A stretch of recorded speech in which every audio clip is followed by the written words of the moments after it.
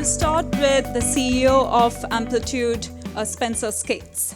Now, if you haven't had a chance to meet Spenser, he's probably one of the most promising young CEOs in Silicon Valley today. He has a very enviable resume already. He's gone from winning MIT Battle Code not once but twice, starting a voice recognition company, working on Wall Street, and then starting analytics company, first leading sales for what turns out to be one of the fastest growing analytics startups in the Valley in the last few years, and now just focusing on the vision of our company as the CEO.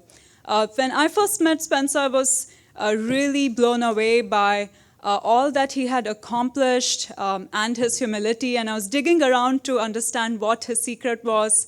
And it turns out it's a couple of things. It's a growth mindset, and it's a diet solely limited to chicken tikka masala. So without further ado, please welcome Spenser Skates.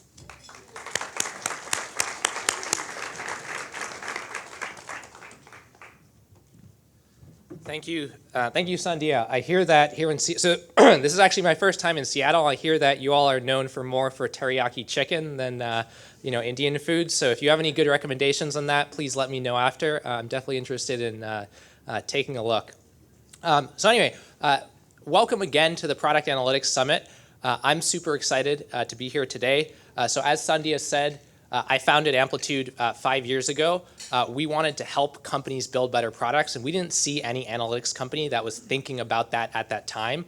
Over the course of the last 5 years, we've gotten the great opportunity to work with over 15,000 different products. And through that, we've been tracking 1.5 trillion user actions. And what makes me really excited today is this is the first time that we are talking about product analytics publicly. We've always talked about, hey, we're doing analytics, we're doing, growth, but we've never really crystallized it in this form. And so this is the first time that we're doing this today, and that's what makes me excited to share this all with you. And I wanted to kick us off today just reminding us why we're all here as product folks. Actually, just a quick poll of the room. How many folks here are in product? Okay, wonderful. How many folks are here from engineering? Okay, a few more folks. And then how many folks here are from marketing or something else outside of those? Okay, wonderful. For us, product analytics comes back at the end of the day to building a better product. We're not doing product analytics just for the sake of it. It comes back to this. And so I wanted to share 3 stories that really helped, that really resonated with me about this point that, hey, here's how you can actually use product analytics to build better products. So let's dive in. So the first story starts actually way before Amplitude. So as Sandhya mentioned, before Amplitude, I co-founded a startup called Sonolight Text by Voice. It wasn't ultimately very successful. How many folks here have actually heard of this? All right, Sandhya's heard of it. So not a very successful company, definitely onto better things now. But for those of you who don't know, so Sonolight Text by Voice was a voice recognition app that allowed you to safely send and receive text messages while driving through talking to your phone. And this was the first startup that me and my co-founder started coming right out of school. And we were really excited because it was like, wow, okay, there's this cool new interaction technology, voice. We think we could make a better interface and a better product. It was kind of like a version of Siri, except for Android phones. And so as part of doing that, we went through the startup program called Y Combinator. Y Combinator is a 3-month program, and at the end of it, we had this demo day where you'd pitch to investors, try to raise money, and kind of get to the next stage as a company. Now at demo day, we had one of the most awesome demos. I did this thing where I had my phone in my jacket pocket, and I had a conversation with it on stage, and without touching any buttons or without pressing anything, and I successfully used it to send and receive a couple text messages, and people were like, wow, this is the coolest technology ever. We actually were the most covered startup coming out of that demo day, out of 60 different startups. This is some of the press that we got at the time. So from Forbes, TechCrunch, CNET, so from pretty noticeable outlets. So we were really excited. We were on top of the world. We had a lot of users who had heard about us for the first time, downloading and wanting to try out the technology. Here's a graph of our weekly active users, thousands of folks who are coming onto the platform. And so we were really, really excited. We're like, man, we're killing it. Now, what was super interesting is a few months after that, here is what our weekly active user graph looked like. Not the up and to the right that you saw before. And so we asked around our user base. We're like, hey, what's going on? Why are you not using the product anymore? And what we discovered is we just had a really, really big retention problem. So a lot of people, when they first heard about the company, when they first heard about the product, they were excited. They wanted to try it out. They wanted to use the cool new technology, but it wasn't a compelling enough experience for them to continue returning. So even though we had more and more people signing up, retaining your users is kind of step number one to building a good product, and we hadn't successfully done that. And so we wanted to dig into that, and we asked ourselves, okay, well, why are users not retaining? So we looked at some of the tools that were out there at the time, and a lot of them were really good at answering, okay, how much are users retaining? So like let's say you have 100 users starting after 7 or 30 days, how many of them will stick around? But none of them were really good at answering the why behind it. Why are users retaining, or why are users not retaining? And that's really what we wanted to get at as part of Sonolight. And so like any two engineers, this is me, my co-founder way back then, with a good deal of hubris, we ended up just deciding to build it ourselves. How hard could it be to build a product analytics infrastructure stack? It turns out actually pretty hard. We ended up spending more time building the infrastructure stack than we did actually building the application itself. But we really, really wanted to answer this question around retention, so we're like, okay, maybe this is worth it. And after a few months of building it, one of the first questions that we wanted to answer was, how does the voice recognition, the accuracy, predict long-term retention? Because that to us, that was kind of the number one complaint that we heard from users. We knew it kind of anecdotally, maybe the technology is not good enough, but we wanted to actually conclusively figure out, is this the actual thing blocking users from using it? So what we did was we looked at users who signed up for the application, and we looked at whether they had a successful voice recognition event the first time they used the app. So we grouped them into two buckets: users that had the successful event, users that didn't have the successful event. Now, as it turns out, that mattered a ton. Users who had a successful event the first time they used it were twice as likely to retain long-term than users who didn't. And so it was like, wow, okay, that is super obvious. That's like, now it's really crystal clear to us that this is the biggest blocker to us being successful as a product. If we can solve this, well, we can double our retention. That's awesome. Now, unfortunately, being just two engineers at the time, the rate at which we could improve existing voice recognition algorithms was kind of a losing battle. If you ever all decide to start a company one day, my advice: never ever go into voice recognition. It's way too hard. And that was my big. So we spent 9 months in this, and that was one of my big takeaways. And so this was our graph over that time, and we were like, okay, that was a failure of we didn't end up succeeding in building what we wanted to, but what we did succeed in was understanding the why behind it. I can't tell you how many product folks or teams I talk to where their answer to, hey, a retention problem is like, oh, we're just going to send push notifications to users, or we're going to email them. And it's like, no, the reason your users are not using the product is because it's not a good product, not because you're not spamming them enough. And so understanding that, for us, that was a big win in understanding product and product analytics and how you could actually use that to get to the why behind why users are having a good or bad experience within your product. And so as a result of that experience, we actually started Amplitude. And over that time, we've gotten to work with a lot of products, much more successful, all of them much more successful than Sonolight. So that brings me to my second story that I wanted to share with all of you today, which is the story of one of those products, Calm. So how many of folks here have heard of the Calm application before?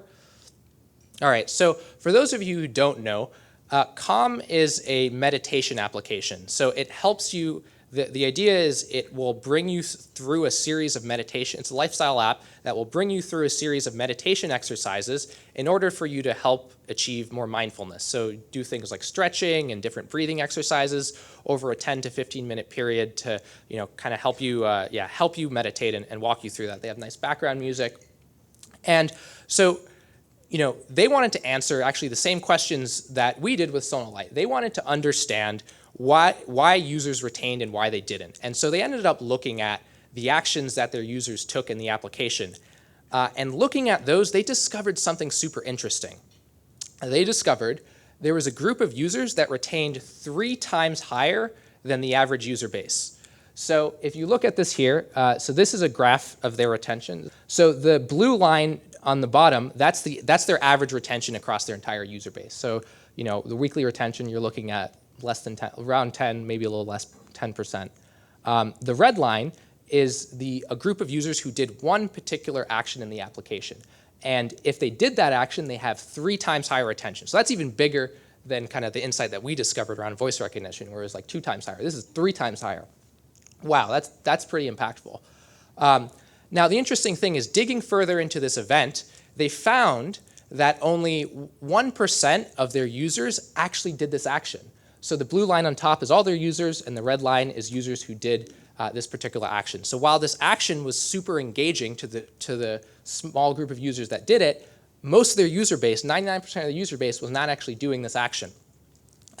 So before I show you what the action is, does anyone have a guess? Raise your hand. Does anyone have a guess as to what this, so it's a meditation app, does anyone have a guess to what this action that causes you to be 3 times more likely to retain is? Yes? Like one meditation within the first 3 to 7 days. Good guess. Okay. Anyone else? Yes? Completing a full meditation. Good. Daily reminder. Good. Headphones. What's that? Using headphones to do a meditation. Okay, good guess. So here, I was going to tell you, but actually, let me just show you. Let me show you what the action is. So this is the home screen of the Calm application. This is the first thing you see when you log in. And here is how you do this one particular action. So you first click on the profile button on the bottom left. That brings you to this menu. You scroll down. You hit the settings. You scroll up. You hit Mindfulness Reminder, and you set a reminder. So you said that setting a reminder? Exactly. It was setting a reminder to meditate at a later time. Now, as you saw, most users, that's not going to be obvious how to get there to that screen. And so only 1% of users were getting there. But if they did get there, they were much more likely to be retained. Okay, so what did that mean? So Calm wanted to try an experiment. So how can we make this more prominent? How can we make more users engage with this reminder? And so what they did was they set a prompt when you first open the application to set a reminder for yourself at a later date. So this is now kind of the new opening screen for Calm. It just pops you straight into the mindfulness reminder section and says, do you want to set a reminder?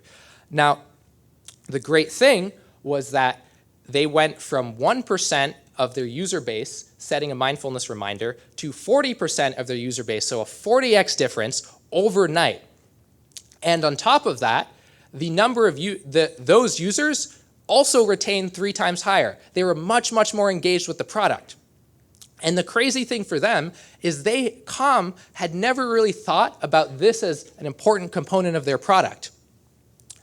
And the takeaway for me was that as a product, Calm, they're spending 99% of their time focused on, okay, let's make meditation sessions good, but a huge part of their product market fit and their value that they delivered to customers was just a simple thing about reminding you to meditate at the right time. And for me, it made sense in retrospect. You're like, yeah, well, maybe someone, when they first download the app, doesn't want to meditate right away. Maybe they want to do it later, or maybe they're thinking about it and they want to set a reminder for themselves to, go through these exercises later. But it wasn't obvious to them. They had spent, 3 years in development before this, focused on just making the best meditation experience possible, and they it wasn't even in their Android app. It hadn't even occurred to them. And so as a result of making that change, their attention doubled pretty much overnight for the set of new users who use the application. So that was massive for them, and that enabled them to be much more successful because they understood what a core part of their product's value was, and they used that to help them build a better product. And so that really resonated with me, is that a lot of times your product's value may not be, and as product folks, it may not be where you first think it is. All right, so that brings me to the third story that I wanted to share with all of you today. So this is the story of Yelp. So this is the story of Yelp from the perspective of an end user. So we didn't actually work with the product analytics team at Yelp to do this, but this is just my personal experience as an end user of the Yelp application.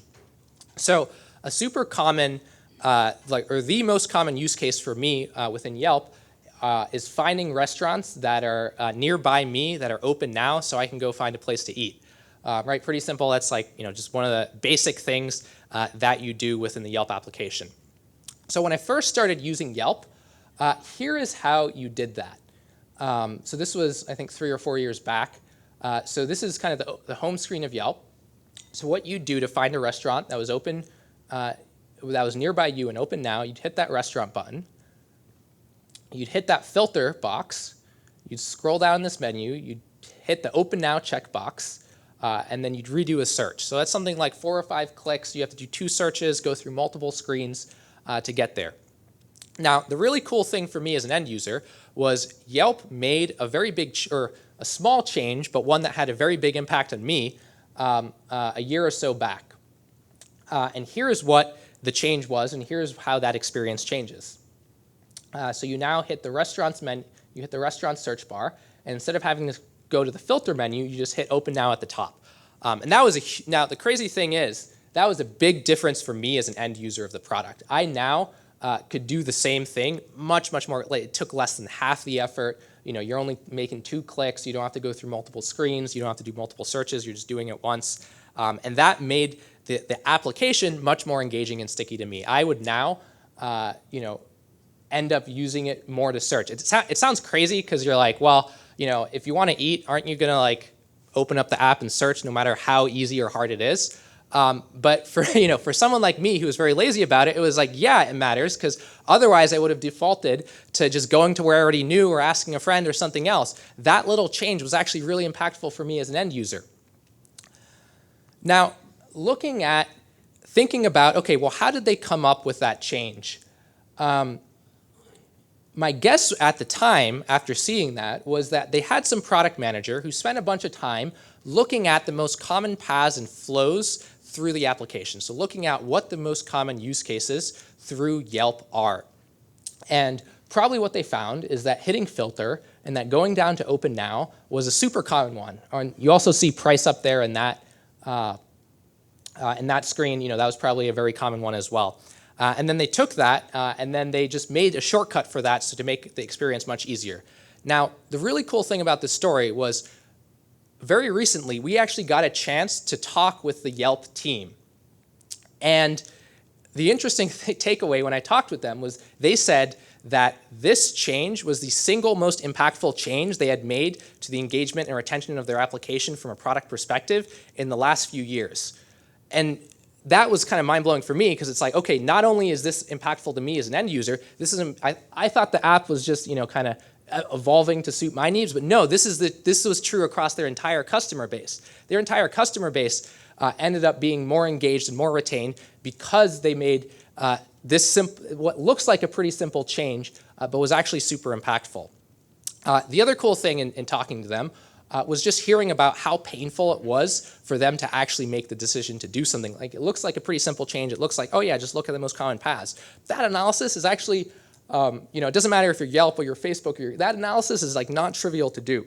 That kind of brings me to where we are today and what we're here to talk about today, which is how do you use product analytics to make a better product? Because ultimately, we want any team out there, all of you here, all product teams everywhere, to be able to use product analytics and actually leverage it, not just if you have a massive team at Yelp or Facebook or Airbnb and Uber. We want to make, no matter who you are, give you the ability to actually take product analytics and to use that to build a better product.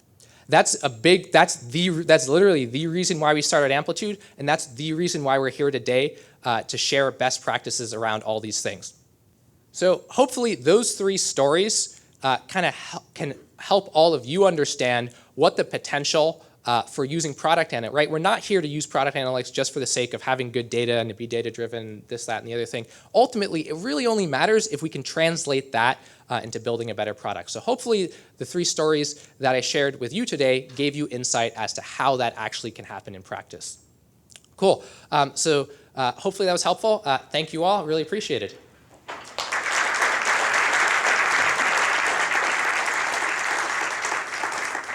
So we have a few minutes for Q&A. I can hand you this mic. Just raise your hand if you have a question. So with the example you gave, which I thought was great, in a way, and I wanted to get your opinion on this, it's almost like people just opted in to get spammed, right? I mean, that's the on the reminder. on the reminder, right? Yeah. So I'm opting in to actually get a reminder. What I was just wondering is, in your experience, and having seen probably lots of applications at this point in time, what percentage of cases that drive strong retention fall into that category of opting into a reminder versus a true, I'd say, piece of functionality in the application that is driving the retention? So that's a really good question.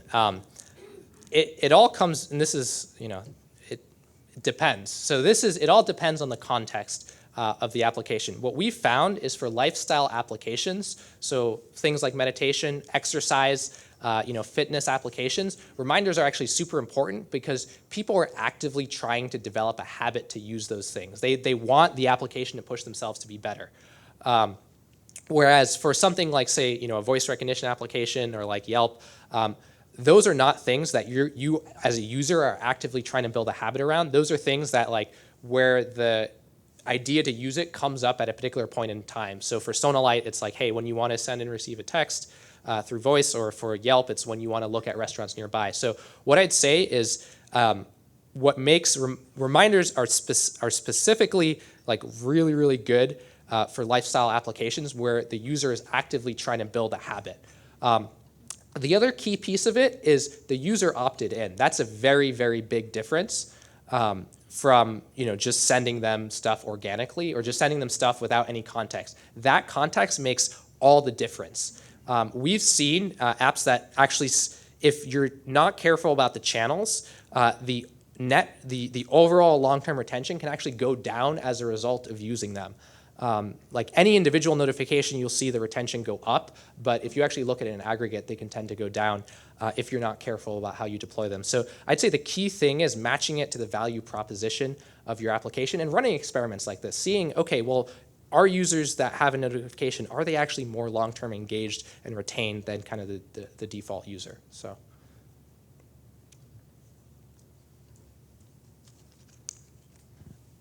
So competing products, they usually have some kind of notification tool. Do you plan to do that, or do you plan to just focus on building a better product? Absolutely, really good question. For us, it really comes back to using product analytics to build a better product. That's what we're 100% dialed in on and focused as a company. One of my frustrations with using some of the earlier tools that I had up on the screen was that they were trying to be kind of all things to all people.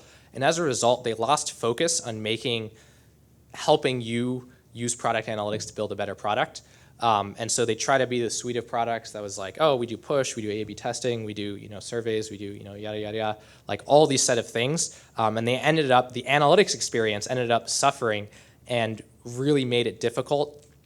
For me, it's we're in the stone age of analytics. It's analytics is so freaking hard to use. And I say this as a CEO of an analytics company. It's no one, it's rare you find a person that's oh man, I'm super excited to get up in the morning and use my analytics product. It's people are excited to build better products, not to use, not to use tools like analytics. And so we want to get to the point where I'd probably, the best analogy I'd have is probably comparing it to search engines, right? When you want to look up something about the world, you just go on Google or Bing or, for the Microsoft folks here, and just use that. You don't even think of it as a step in your process. It's invisible to you. It's not like you have, use search engine as a thing. And we ultimately want to get product analytics to that point, but we have a long way to go. And so that's why we're exclusively focused on product analytics. Hi, I was curious if you can share for your own company, Amplitude, how you guys continue to foster experimentation to retain your own users and grow your user base? No, that's a really good question. So what I'd say, there's like a bunch of things that we do. So there's kind of a few things wrapped up in there. So one is like, how do we foster experimentation? And then two is like, how do we think of growing the user base? And the first one, that's something that is like super core to our just engineering. That's just an engineering culture thing. It's like, okay, we're always pushing stuff out. We have this thing, for example, called Amplitude Labs, where you can write a feature that you have to explicitly enable as an end user, and that doesn't get pushed to all users automatically. That allows us to kind of experiment with features really fast. And then in terms of how we think about it for growth, I think we do two things that we invest like just tons of time on. Like the product team, like Sandhya, you'll hear from Justin in a little bit. What they spend the most time on is understanding how users engage with Amplitude. Like that's like 70% of their job in my mind. It's like not to come up with solutions, not to write specs, it's just understanding how users are using Amplitude. And so they do that in two ways. So one is product analytics. We look and we use Amplitude a ton internally to understand, okay, what is it that causes, what are the accounts that have success in Amplitude have in common, and what are the accounts that don't have success in Amplitude have in common. We're looking at individual user profiles to see, okay, well, what are the flows through the app that they're trying to do? What are they trying to accomplish? And all of that, we look, for example, our metric that we try to drive is what we call queries. So we're trying to just get people to query on the platform, and we're looking at that as a metric. The other thing we do, and I will say product analytics is not a substitute for this, is just talking to the users. So we have something like 300 enterprise customers, and we're just always on the road. Like a lot of the product team is here today specifically to talk to folks here in Seattle about their usage of the product. So I'd say it's a combination. Like the product team at Amplitude spends like 60 or 70% of their time between those two things, just really, really understanding the user, because a good understanding of that will allow you to kind of fill in everything. Once you understand the user, their problem, the constraints around that will allow you to fill in everything else and kind of be like, oh yeah, well, it's kind of obvious we should do this as the next step. So what's the story around user streams that you took out in V0? Did you see any analytics impacts, product impact out of it? I actually got to defer that one to Sandhya. We've actually seen a massive increase in engagement when we moved from our previous design to the Amplitude 2.0 design, mostly because it's much more easier to discover other people's contents and collaborate on product analytics, which was our big goal pushing 2.0. There are individual things that our loyal users would love to have back, and we are understanding and figuring out what it is about the new product that we can improve further. Yeah. Were you a big user of streams before? Every single person I know was a big follower. I pushed for Amplitude because of that. Wow. Okay, that's awesome. Well, in that case, I'd love to talk to you right after this, and we'll talk about how to get Amplitude to a better place. All right, why don't we do one more?